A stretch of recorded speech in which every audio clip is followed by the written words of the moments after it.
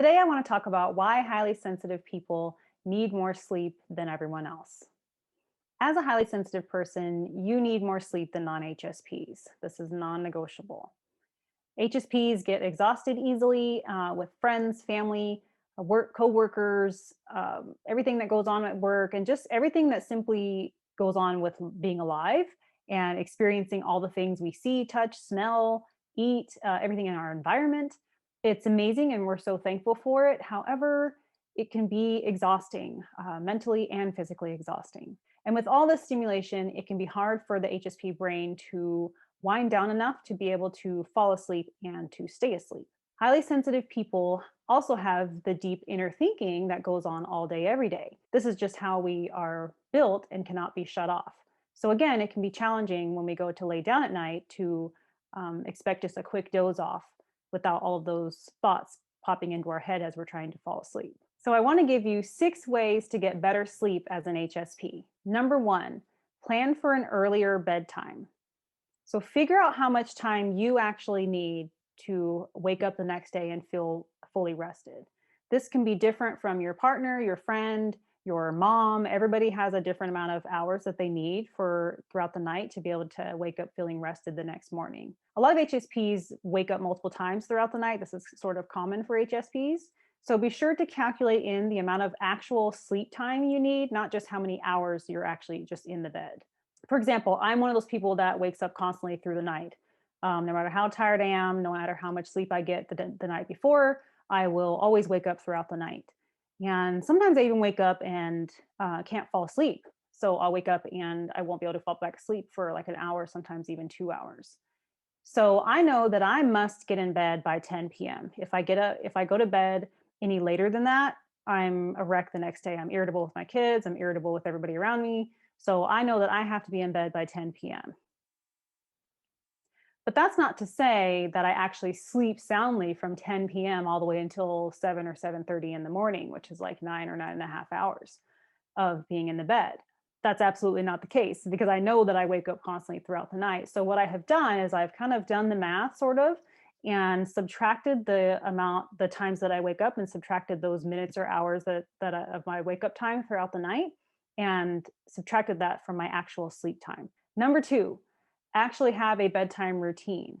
Try not to just wing it each night and just kind of go to bed when you start to feel tired.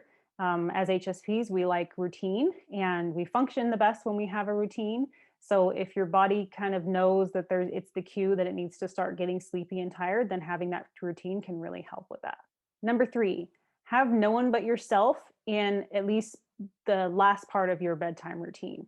HSP or not, most people need time to decompress alone, whether it be a large amount of time or a small amount of time. Personally, I'm an introvert, so I actually need a lot of time alone to decompress, but there are plenty of extroverted HSPs who thrive with having a lot of people around. However, you still need to have some time alone so that your body can calm down and decompress itself. So try to include some time in your bedtime routine that is just yourself, where you can just be alone with just yourself. Which leads into my next bullet point here, which is number four, include time for quiet thought processing time in your bedtime routine. So as HSPs, you may know that you have a lot of thoughts that go on in your head and a lot of deep thinking.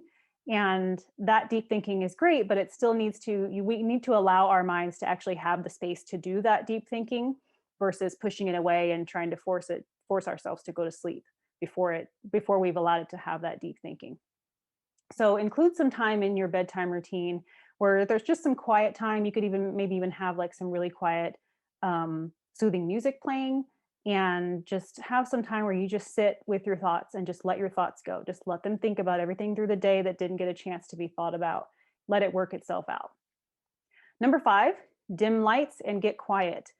Get a few of the 10 or 15-watt soft light bulbs and put those in your lamps in your room, whether it be in your bedroom or around your house, and use those lights instead of the overhead bright lights that you'll have in your house throughout the daytime. And for bedroom lamps, you could even use colored or darker lamp shades to kind of keep the light a little bit dimmer than what it would be if you had a open light bulb. And number 6 is no screens at all. I know it's so hard, but and with all this technology, we want to check our Facebook one last time or hop on YouTube and go down just a mindless rabbit hole. I'm totally guilty of that. But just if you can, you really need to eliminate the screens. No watching a movie before you go to bed because a movie is just as stimulating as any other thing that could be stimulating to an HSP. So the screen, non even non-HSPs watching TV before bed is really not recommended. So if you can eliminate the screens, that will be a big factor in helping you get some sleep. As an HSP, do you notice that you need more sleep than others? And how do you make sure that you get enough sleep to function at your best? Let me know in the comments.